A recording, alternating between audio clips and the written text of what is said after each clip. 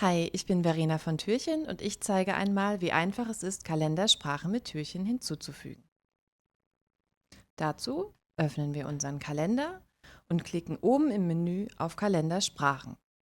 Deutsch ist bereits vorausgewählt und über das Plus kann ich eine weitere Sprache hinzufügen.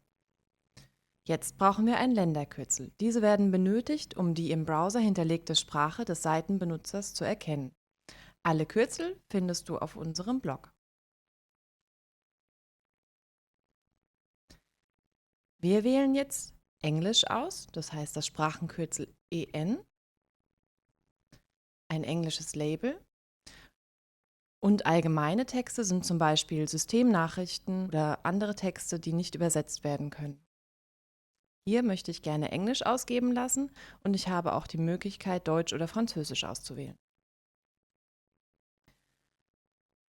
Jetzt den Kalender einmal speichern. Ich kann hier zwischen den Sprachen wechseln oder die Kalendersprachen bearbeiten. Über das Plus-Icon kann ich eine weitere Sprache hinzufügen oder über das Mülleimer-Icon Sprachen entfernen.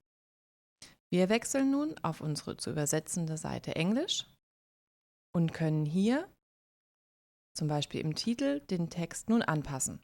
Welche Texte ich bearbeiten kann, sehe ich an diesem Icon. Im Design verhält es sich genauso. An diesem Icon erkenne ich, welche Bilder ich austauschen kann.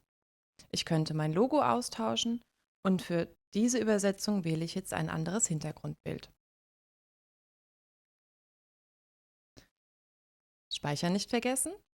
Die einzelnen Türchen lassen sich natürlich auch übersetzen. Hier habe ich ein Bild mit einem deutschen Text und kann nun in der Galerie eines mit dem englischen Text auswählen. Unter Einstellungen kann ich auch den Sharing-Titel und die Sharing-Beschreibung übersetzen, wieder erkennbar an dem Icon. Das Sharing ist wichtig, wenn ich auf Social Networks teilen möchte. Auch die Texte lassen sich nun übersetzen.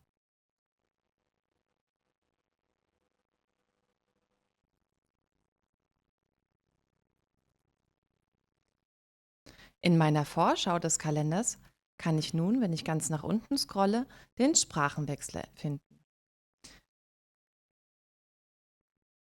Wenn ich jetzt auf Englisch wechsle, bekomme ich den englischen Titel meines Kalenders angezeigt und auch den englischen Text meines Kalenders.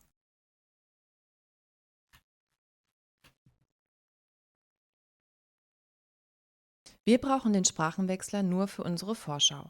Der Browser erkennt die Ländersprache des Benutzers von alleine. Vielen Dank fürs Zuschauen und viel Spaß beim Übersetzen.